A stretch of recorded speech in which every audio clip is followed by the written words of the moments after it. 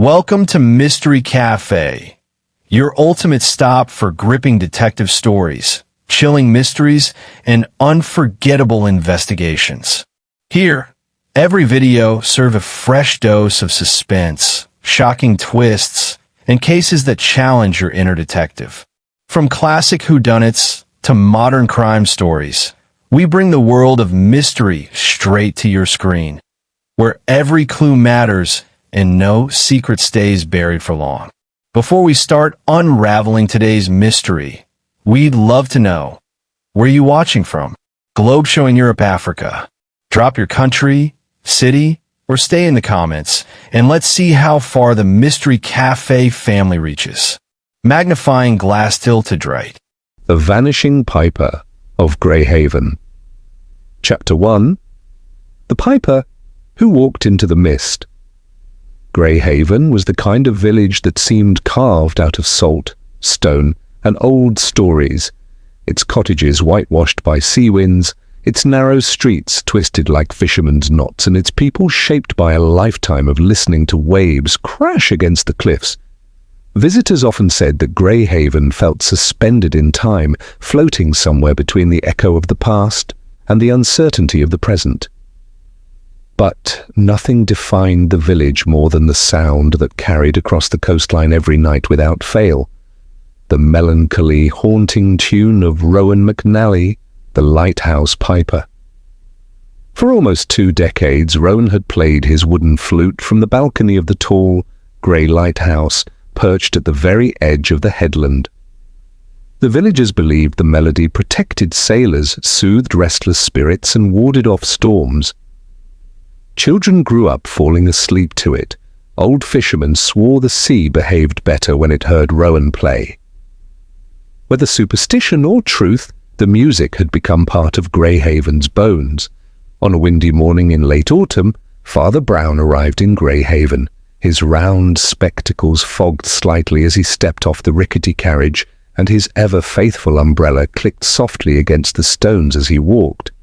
He had been invited by Lady Wilhelmina Drax, the wealthy yet reclusive owner of the Drax manor that towered above the coastline like a silent guardian. She wanted him to bless her recently restored estate chapel, but Father Brown sensed the request had more behind it than simple religious duty. The way she mentioned unsettling feelings and a shadow over Greyhaven hinted at deeper troubles. As Father Brown made his way through the market square, he noticed how unusually silent the village was. Greyhaven was usually lively with the sounds of fishermen mending nets, market vendors shouting prices, and children chasing gulls. Today, however, a thick hush wrapped around the town. People gathered in clumps, talking urgently, voices hushed, as if afraid the wind might overhear. Just as Father Brown approached the Salty Gull Inn, a sharp cry sliced through the air. "Rowan is gone!" The words rippled through the crowd like a stone thrown into water. Doors opened, faces turned. Several villagers rushed toward the lighthouse path. Father Brown, concerned, followed quickly despite his short frame. By the time he reached the lighthouse, Inspector Jonathan Billings, a stern, broad-shouldered man from the neighboring county, was already directing people away.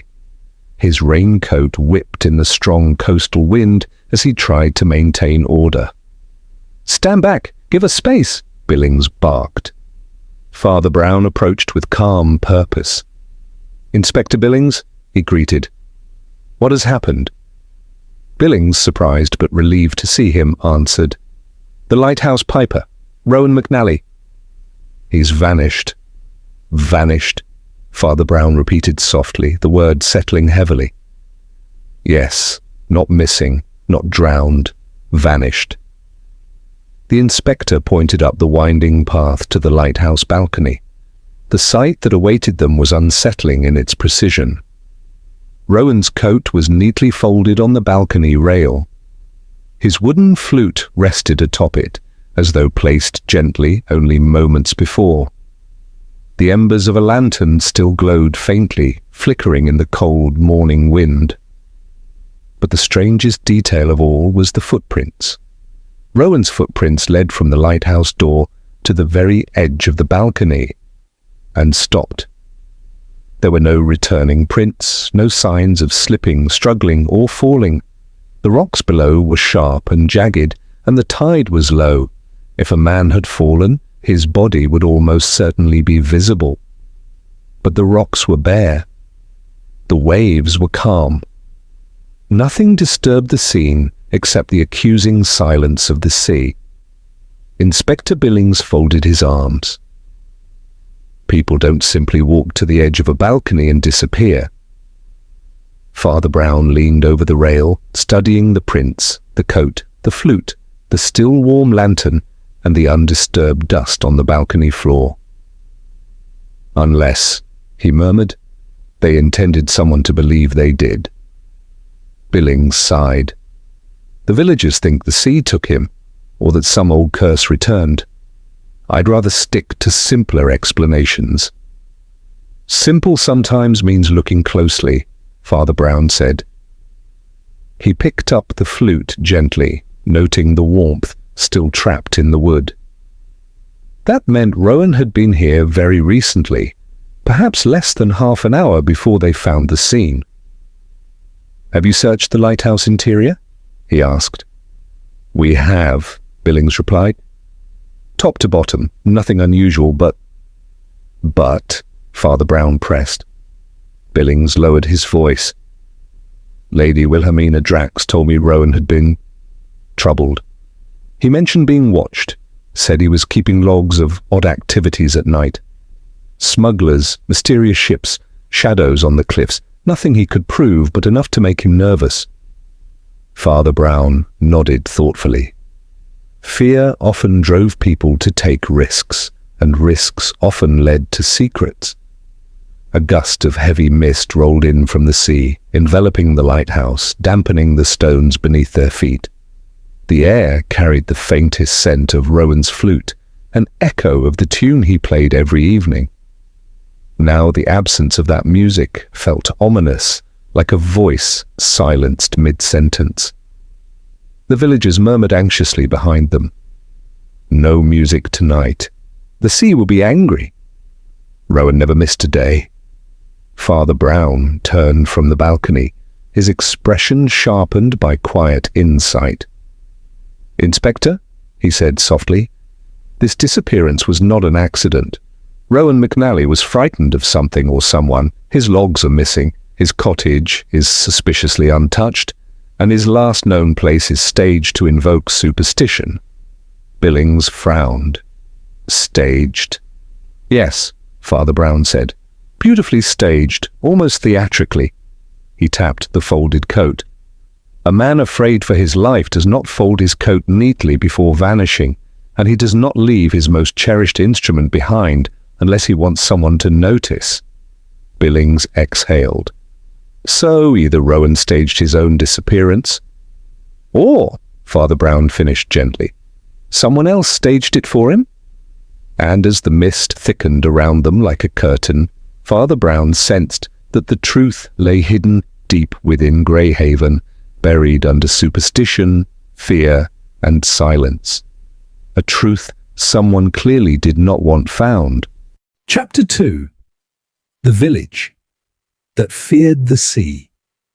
Greyhaven woke the next morning under a blanket of thick, pearly fog that rolled across the harbour like a slow-moving ghost. The sea, usually chattering with waves and chatter from the docks, was eerily muted. It felt as though the entire coastline had taken a breath and held it, waiting for something to be revealed or concealed.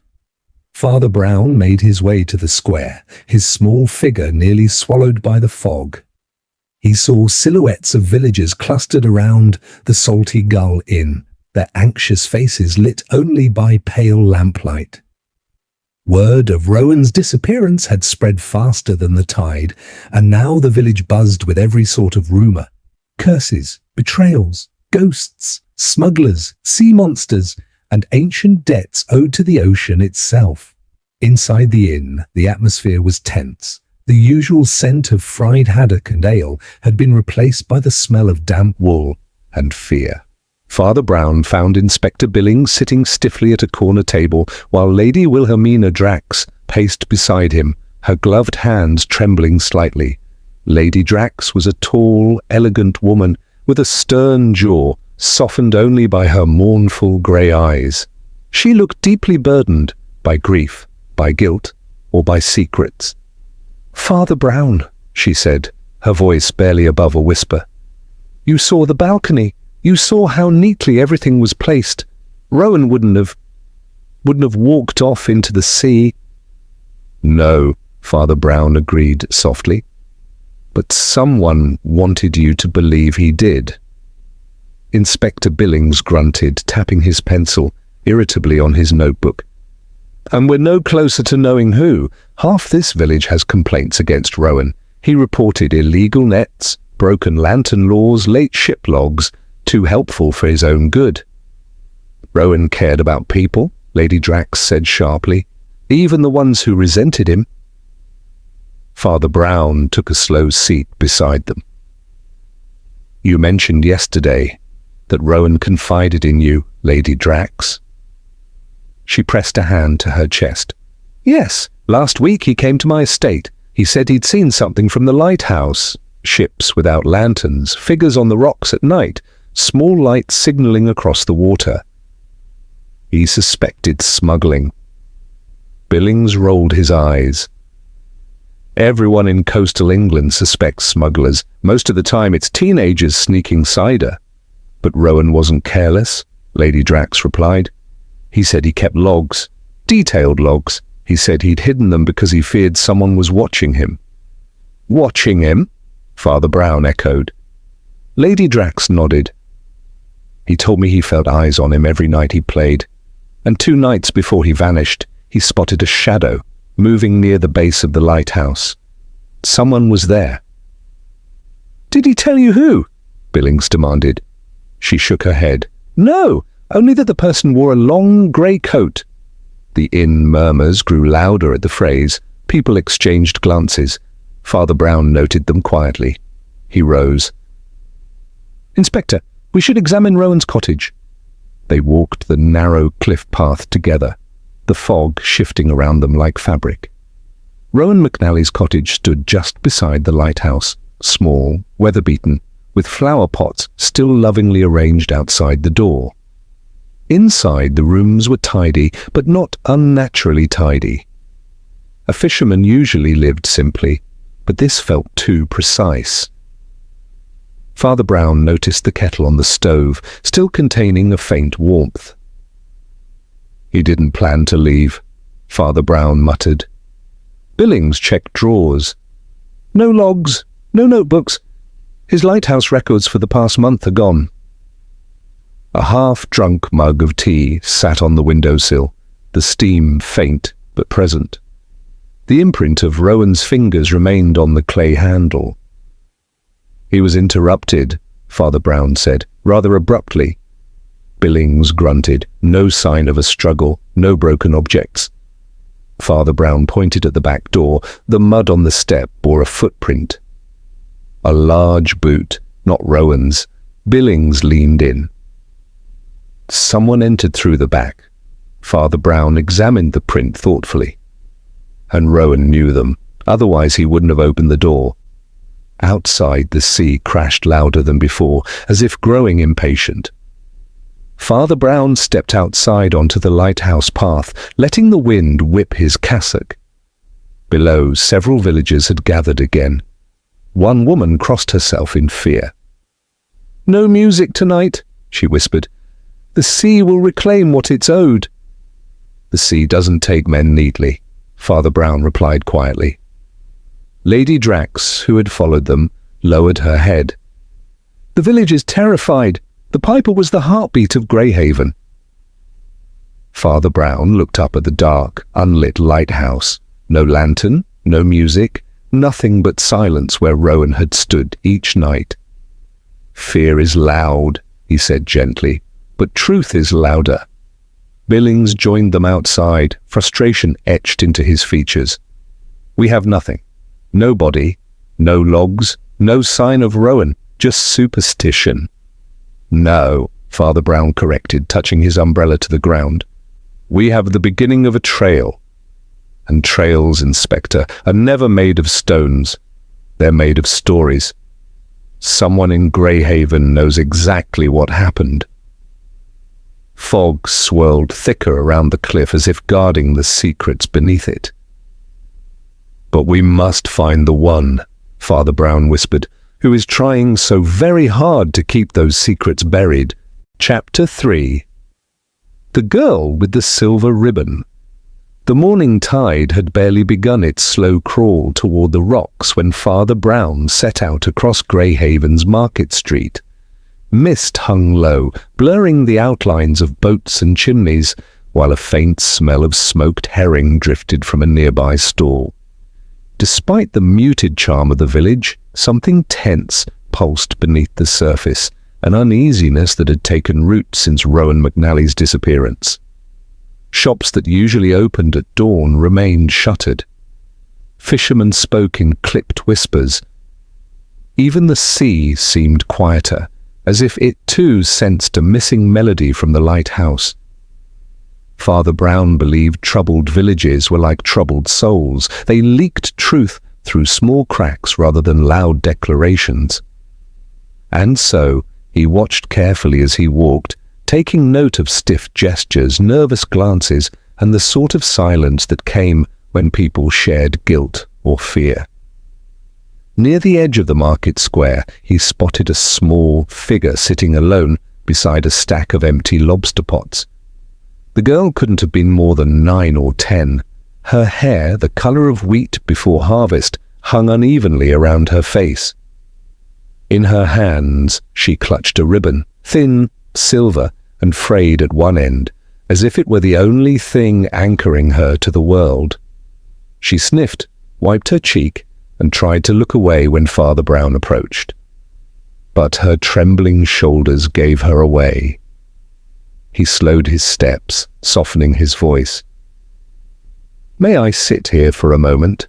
These old legs need a rest." She shrugged, though she shifted slightly to give him space. Father Brown sat down, placing his umbrella across his lap. After a long pause, he said gently, "Greyhaven feels different this morning. Heavier somehow. What do you think?"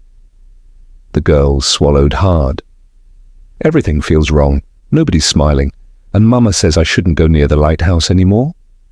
Father Brown glanced at the ribbon she kept twisting between her fingers. "That's a very pretty ribbon." She nodded, but didn't look up. "It was Rowan's. He gave it to me last year at the spring fair. Said it was a good luck string from a sailor he once met." "Rowan was fond of the children here, wasn't he?" Father Brown asked. "Everyone liked him," she whispered. "He played music for the whole village.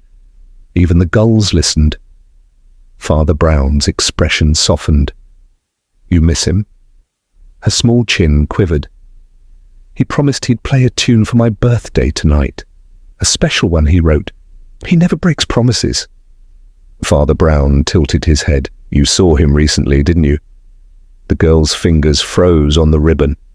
"How did you know?" "You looked like someone holding on to something important," he said with a kind smile. "And important memories make us fidget." She took a shaky breath. "I saw him yesterday afternoon, before the fog came." Father Brown remained quiet, giving her time. "He was at the foot of the lighthouse," she continued. "Not on the balcony. Down where the rocks are." "Was he alone?" Father Brown asked softly. Her eyes flicked upward, full of fear she was trying hard to hide. "No, he was arguing with a man." Father Brown's heartbeat quickened slightly. "What sort of man?" "A man with a long grey coat," she whispered.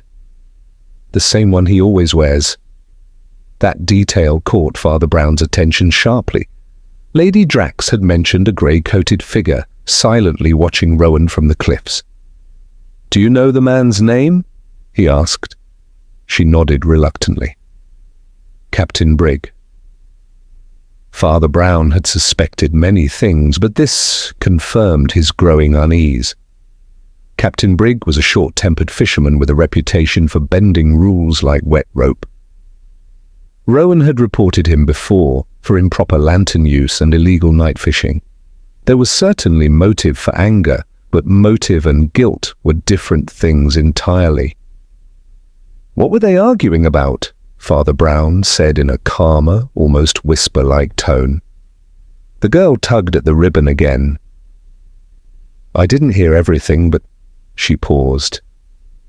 "I heard Rowan say, 'I won't hide it, no matter what you say.' And the man told him he was being reckless and stupid." Father Brown leaned in slightly. "Did Rowan mention what it was?" She nodded. "He called it the Big Book." "The Big Book," Father Brown repeated thoughtfully. "A journal? A ledger? Something he had written?" She nodded again. "He always wrote things down. Papa said Rowan could write more words than a priest's sermon." Father Brown smiled faintly at that. Rowan had taken his duties seriously, writing logs, recording odd happenings near the shoreline, documenting ships that passed too close to Greyhaven in the night. "And after the argument?" Father Brown asked. The girl dropped her gaze. Rowan walked up toward the lighthouse. The man walked away toward the docks. "That's the last time I saw Rowan." Her breathing quickened. "Father, is Rowan dead?" Father Brown shook his head gently. "I don't know yet, but I promise you something. Rowan's truth didn't disappear with him, and neither will he." Just then, Inspector Billings appeared at the entrance to the market square, his boots thumping loudly and his coat swaying in the wind. "Father Brown," he called, "I've been looking everywhere for you." The girl startled, tucking her ribbon behind her back. Billings approached, catching his breath. "One of the fishermen said you were talking to someone important, and by the look on your face, I'd say you found something." Father Brown rose slowly. "Indeed I have. A witness." Billings raised a brow. "A witness? Who?" Father Brown motioned to the girl. She stood up hesitantly, clutching the ribbon behind her. "She saw Rowan with Captain Brigg shortly before he vanished." Billings' expression tightened. "Brigg, that old barnacle, he's got debts up to his ears. If Rowan was threatening him with some ledger, that could explain the argument." Father Brown's gaze sharpened. "Which means we need to speak with Captain Brigg immediately." The girl tugged at Father Brown's sleeve. "Will Rowan come back?" Father Brown gently rested a hand on her shoulder. "If he can, he will. And if he can't, then we will bring back the truth for him." The girl nodded, clutching her silver ribbon tightly. As Father Brown and Billings headed toward the docks, the wind carried with it a faint whistle, a sound so subtle it could have been an echo. Or perhaps it was only the sea sighing beneath the weight of a missing piper. But Father Brown felt certain. The sea wasn't the only thing hiding voices in Greyhaven. Chapter 4.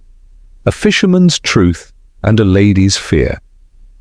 The tide had turned by the time Father Brown and Inspector Billings reached the harbour.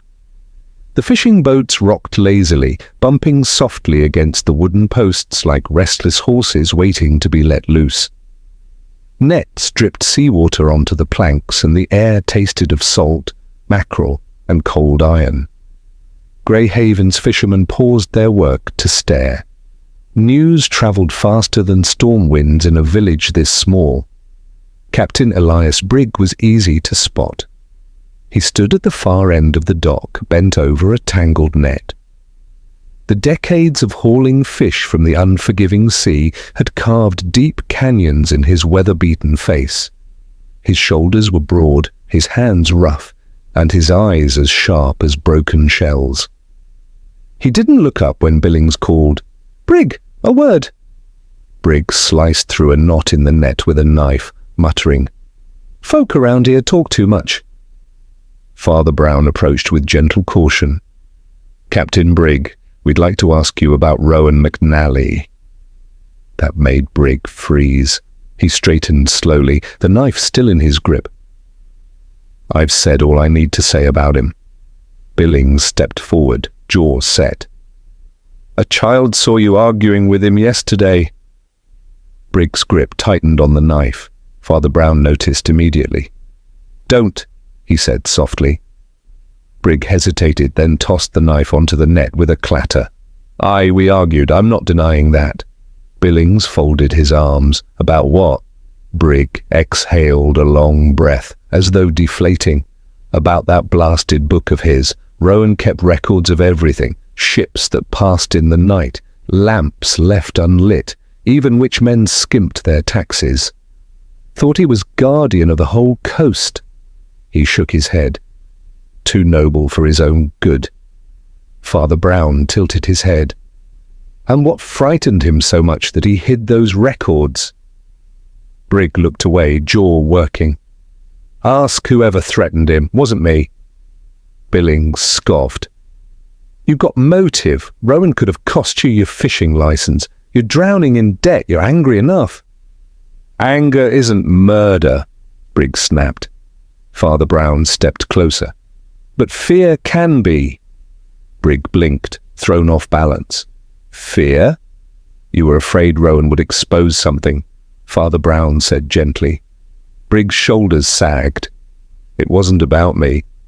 He rubbed his forehead. "Rowan showed me a list. Ships that didn't belong near these waters. Lanterns that signaled in patterns. I told him to burn those pages. I warned him someone wouldn't take kindly to being watched." "And that someone is?" Billings demanded. Brigg shook his head firmly. "Not my place to say, but Rowan wasn't imagining things. Someone's been using these waters for more than fishing." Father Brown's brows lowered. "Smuggling?" Brigg leaned close to them, lowering his voice. "Not the kind you're thinking. This isn't rum or tobacco. This is something bigger, something dangerous, and Rowan was collecting proof." Father Brown felt the cold wind pierce through his coat.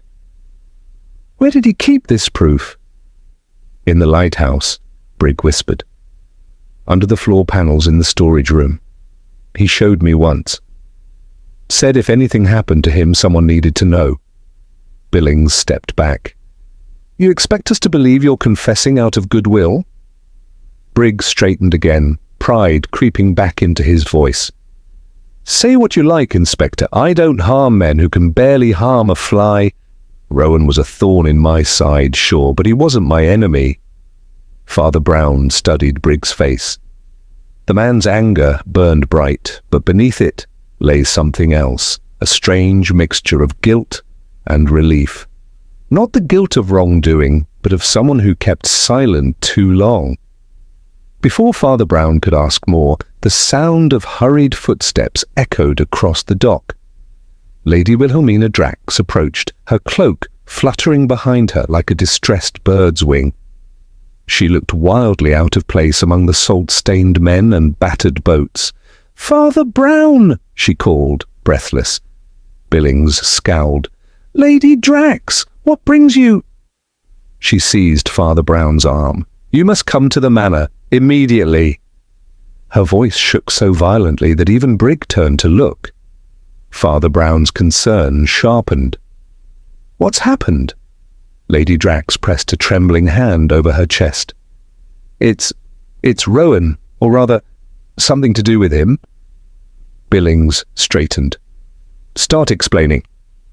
She swallowed hard, eyes darting as if afraid someone might overhear.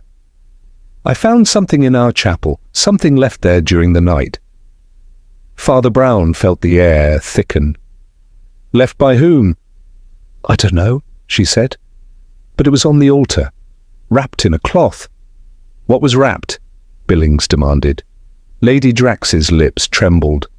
"Rowan's flute." A cold silence fell between the three men. Brigg crossed himself instinctively. His flute? But the constable saw it on the lighthouse balcony. "Yes," Lady Drax whispered. but it is no longer there. Someone moved it. Someone brought it into my chapel during the early hours. Father Brown's mind sharpened. Someone had removed Rowan's flute from the balcony after the staged disappearance and left it at the manor. "Inspector," he said quietly, "we're dealing with someone who moves freely at night, knows the village well, and wants to send messages." Billings growled, "Oh, threats!" Lady Drax's voice cracked. "There's something else." A note was tucked inside the cloth. Father Brown gently squeezed her wrist. "What did it say?" Her voice trembled as she recited, "Truth belongs in the hands of the righteous, not the fearful." The sea crashed violently against the pier, as if echoing the line. Brigg backed away, shaking his head. "Someone is playing at shadows. This is worse than I thought." Billings turned to Father Brown. "We need to investigate the chapel immediately." Father Brown nodded, but his eyes stayed on Lady Drax. "Is that all the note said?" he asked softly. She lowered her gaze. "No, there was one more line." She hesitated, then whispered, "He is not gone. He is hidden." For the first time since arriving in Greyhaven, Father Brown felt a spark of certainty. Rowan McNally was alive, or someone desperately wanted him to believe so. Either possibility meant only one thing. The true game in Greyhaven had just begun. Chapter 5.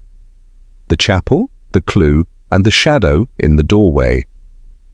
The path to Drax Manor wound upward along the cliffside like a pale serpent, bordered by hedges that bent under the weight of the morning mist.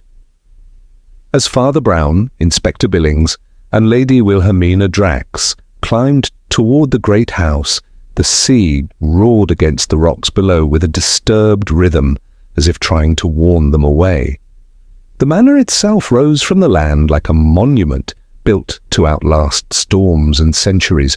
Its windows were tall and narrow, its chimneys pointed like fingers reaching toward heaven.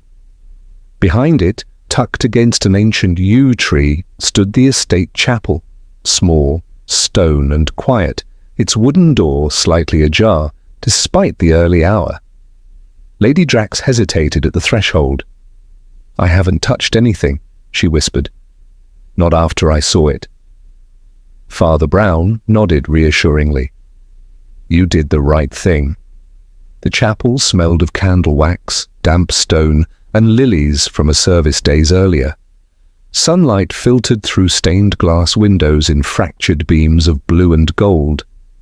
But the altar drew the eye instantly. Laid across it, as carefully as one might place a precious relic, was Rowan McNally's flute. Wrapped around it was a strip of linen, white, crisp and clean, tied with a small knot. Inspector Billings moved toward it, but Father Brown raised his hand. "One moment," he murmured. He approached slowly, studying the scene as though it were a painting meant to be deciphered. The flute was unbroken, polished, almost lovingly cleaned. Whoever had placed it here did not intend disrespect. It spoke of intention, ritual perhaps, or a message. Lady Drax stepped closer, her breath trembling. "It wasn't here last night when I locked the chapel. I'm certain of that." Billings frowned. "So someone entered after dark. Who has keys?" "Only myself," Lady Drax replied. "And my brother Adrian, though he almost never uses them. He dislikes the chapel, says the air inside is too still." Father Brown didn't respond immediately. He carefully lifted the linen cloth. Beneath it lay the note Lady Drax had recited to them earlier. But now Father Brown noticed something she had overlooked, a faint watermark. He held the note toward the stained glass, so the morning light passed through it. The watermark revealed a crest, an anchor intertwined with a serpent. Billings blinked. "What in blazes is that?" Lady Drax gasped softly. "That symbol, I've seen it before, in my father's old study." Father Brown lowered the note. It belonged to the Greyhaven Brotherhood. The what? Billings demanded. A secretive group, Lady Drax said uneasily, formed decades ago. Wealthy men, ship owners, traders, some called them philanthropists, others opportunists. Father Brown added quietly, and more than a few were rumored to have dealings that needed darkness, not daylight. Billings swore under his breath.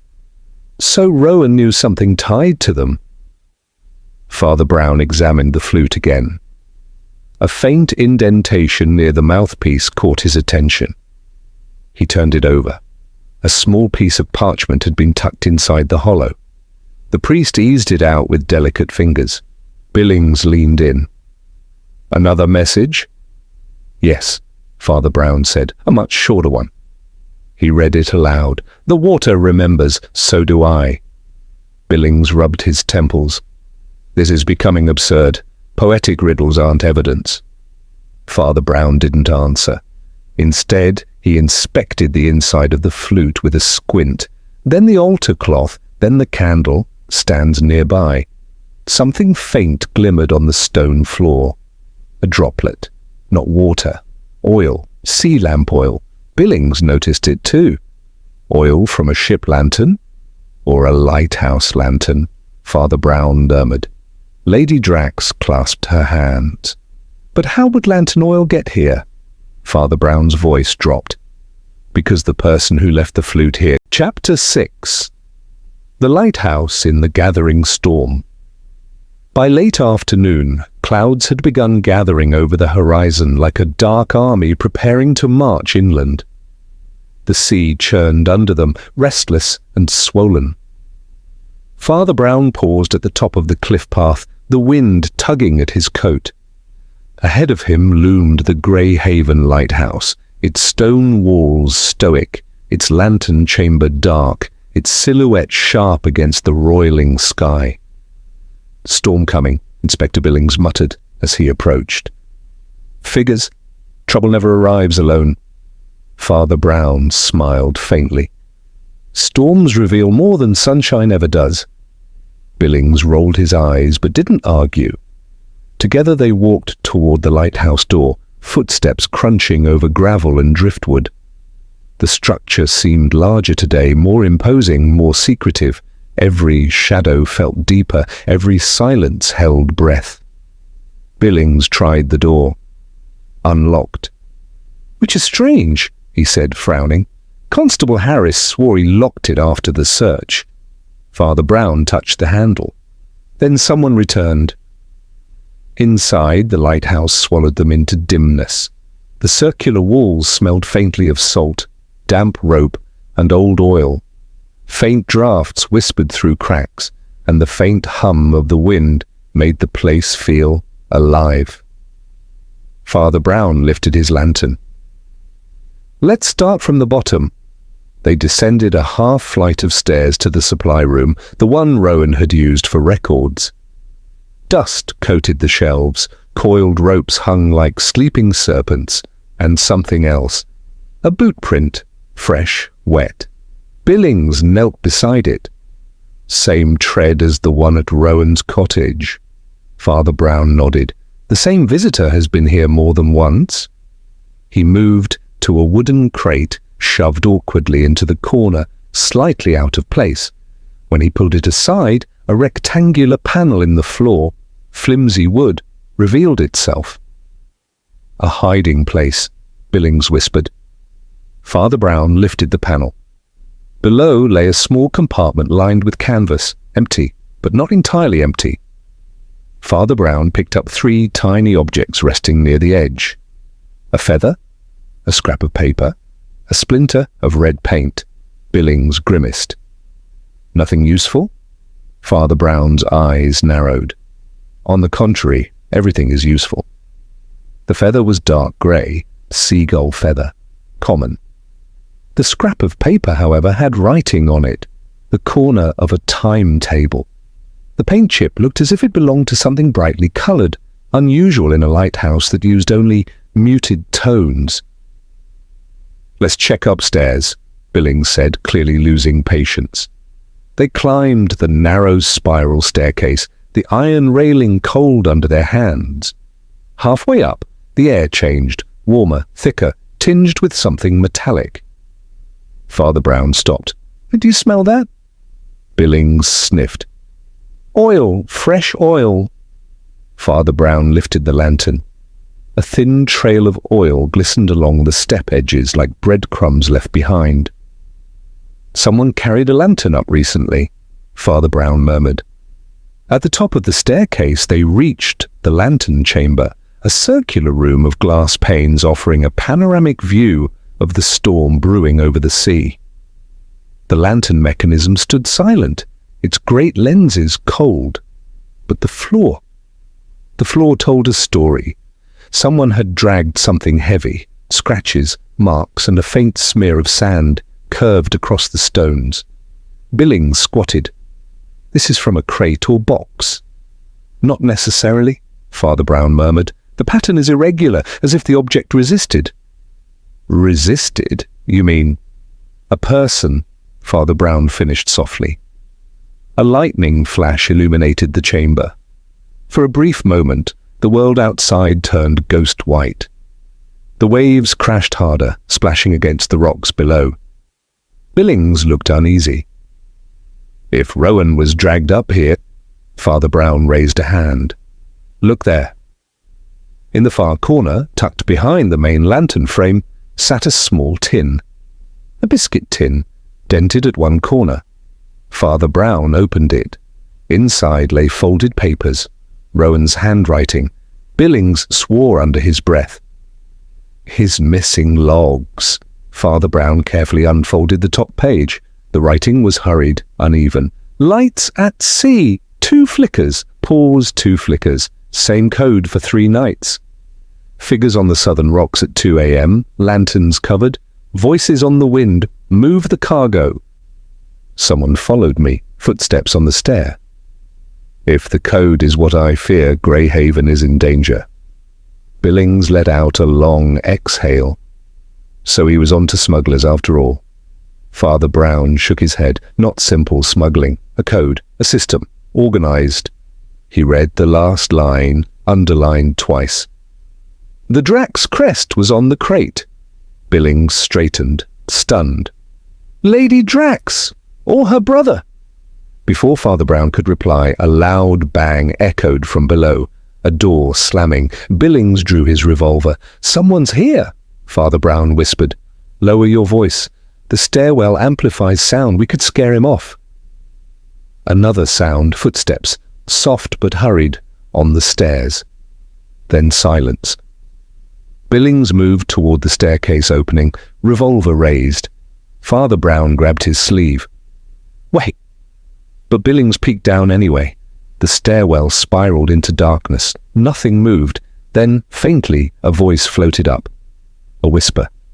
"Leave this place." Father Brown stiffened. "That's not Rowan." The storm thundered overhead. Lightning flashed again, illuminating the stairwell for one brief, startling moment. A figure stood several steps below, hooded, motionless, cloaked in grey. Billings fired a warning shot. The figure didn't flinch. Instead, it turned and moved downward with uncanny speed. Billings bolted after him. "Stop!"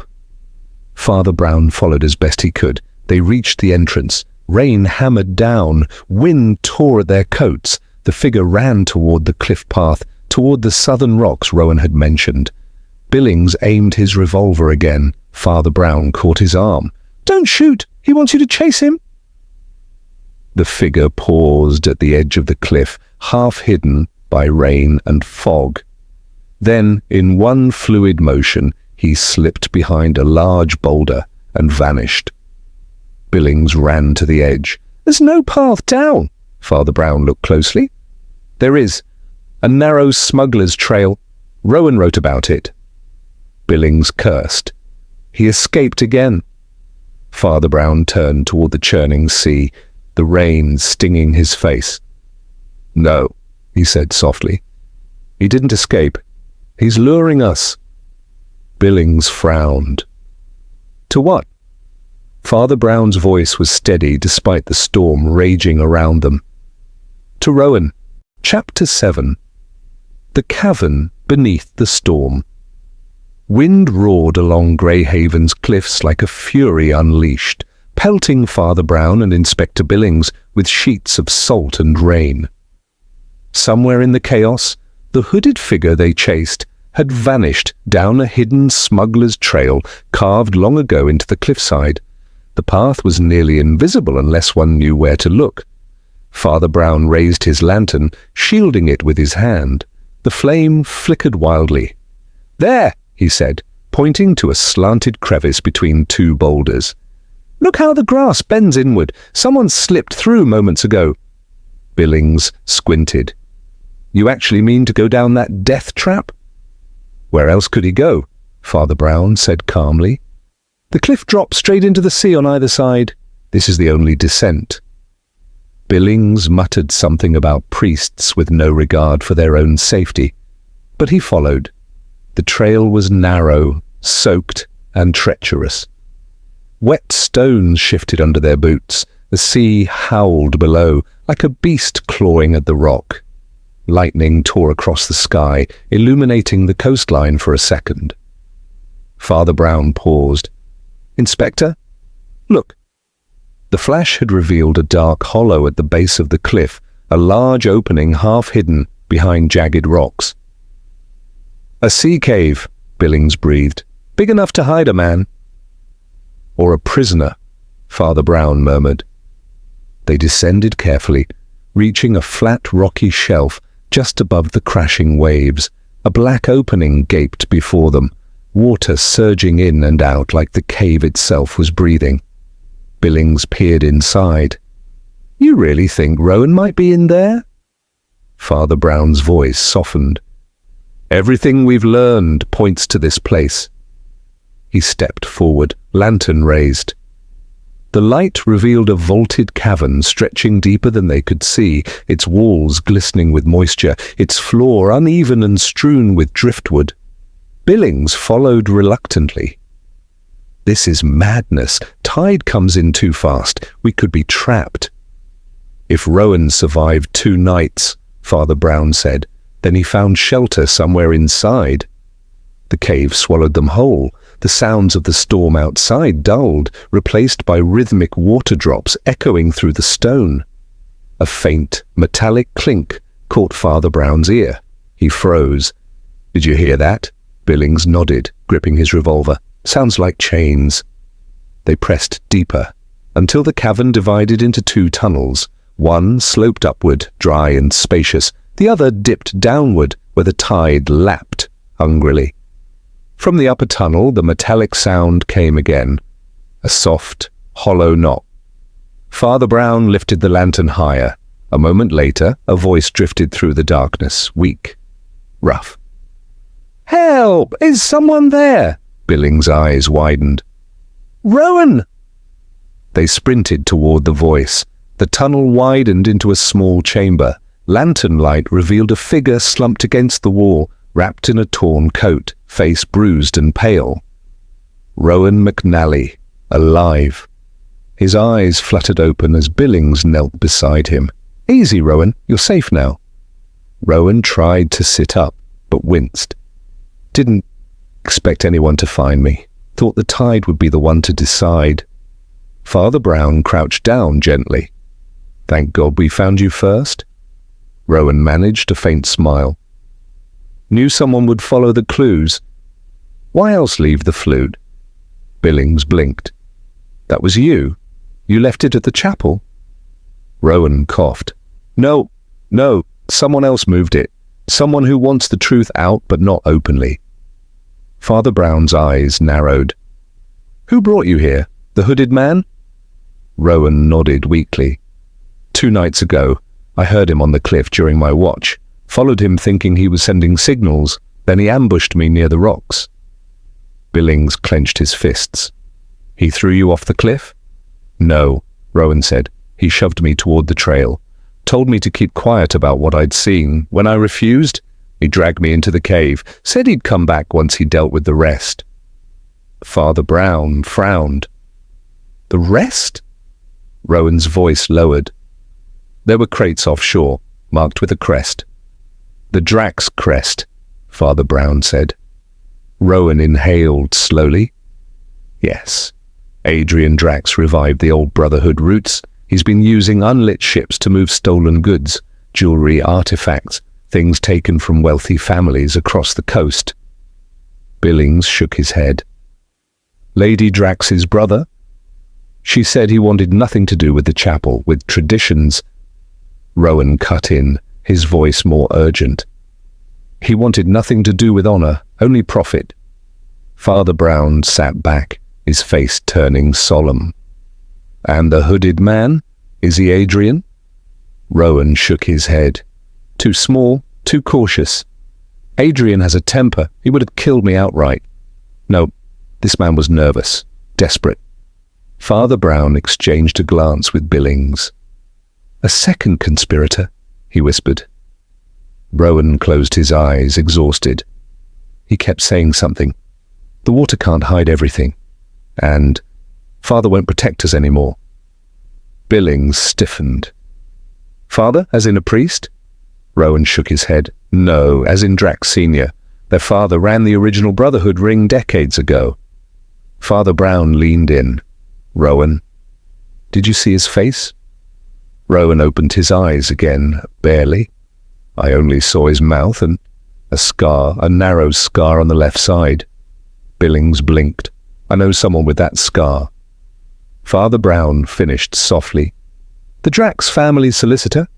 Felix Caro? Thunder boomed outside, shaking loose sand from the cavern ceiling. Rowan shivered. I think he planned to move me before the tide rose tonight. To, finish things. Father Brown squeezed his shoulder. You're safe now. We'll get you out. Billings stood and pointed toward the entrance. We need to leave before the tide blocks the exit. But Father Brown remained very still. Rowan noticed. What is it, Father? Father Brown's voice was almost a whisper. Someone is here. Billings snapped around. Where? A soft splash echoed from the tunnel, not from the tide, from footsteps. Shadows shifted at the cave mouth, tall, narrow, still. A silhouette. Rowan trembled. That's him. Billings raised his revolver. Caro, show yourself. But the shadow didn't run, it stepped inside. Lantern light revealed a thin man soaked from the storm, coat clinging to his frame, face half hidden, except for the thin scar curling down his left cheek. Felix Caro. He spoke calmly, almost sadly. You shouldn't have come, Father Brown. Father Brown rose slowly. Mr. Caro, you've gone too far. Caro shook his head. No, Rowan went too far. He saw what wasn't meant for him. Billings aimed the revolver. Step away from that tunnel. Caro did not move. Instead, he smiled. There's no escape from the sea, Inspector. Father Brown stared at him. Caro's hand reached behind his coat, and the storm outside roared louder, as if the ocean itself sensed what was coming.